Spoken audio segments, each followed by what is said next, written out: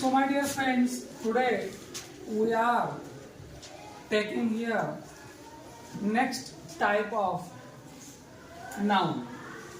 It is the third number, collective noun. Collective noun, this title suggests us everything.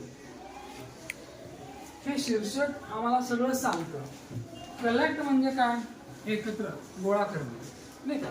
Collective, त्याला मराठीत म्हणायचं समुदाय वाचक नाव, कलेक्टिव्ह नाव.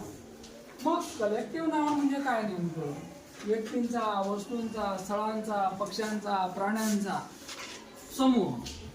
समूह म्हणजे काय?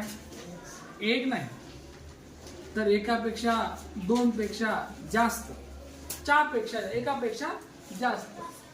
मग हा समूह या ठिकाणी माणसांचा असतो आणि माणसांचा जेव्हा समूह असतो तेव्हा तो वेगवेगळ्या कारणाने आपण इंडिकेट करतो, कारण माणसं वेगवेगळ्या कारणाने एकत्र येतात. मी मगाच उल्लेख केला की मारण्याच्या उद्देशाने, चुकीच्या उद्देशाने जी माणसं एकत्र येतात तर आपण गँग असं म्हणतो. लक्षात. खेळण्याच्या उद्देशाने एकत्र आले आपण त्याला टीम असं म्हणतो. सेलिब्रेशनच्या उद्देशाने आले की आपण त्याला पार्टी म्हणतो, म्हणजे birthday party, marriage party, band party, नाही का? असे काही आपण नावं त्याला दिलेली असतात. ग्रुप असं म्हणतो. पक्ष्यांचा थवा असतो, flock of birds.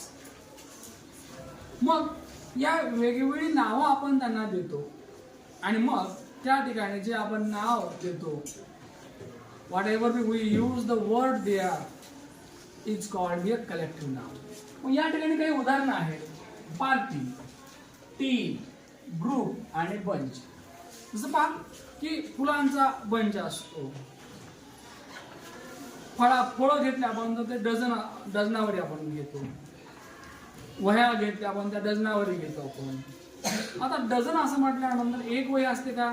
Me 1 dozen वह्या आणल्या, म्हणजे एकच वही आणली का? 12 वह्या आणल्या, आहे की नाही? म्हणजे या ठिकाणी ज्या ज्या वेळेला आपणाला समूह दर्शवायचा आहे त्या त्यावेळी आपण ज्या इंग्रजी शब्दांचा वापर करतो हे सगळे समुदायवाचक म्हणजेच कलेक्टिव्ह नाऊनचे उदाहरणं आहेत. मला असं वाटतं की कलेक्टिव्ह नाऊन समजून घ्यायला फार सोपं आहे. फक्त लक्ष दिलं तर या ठिकाणी काहीच अवघड नाही.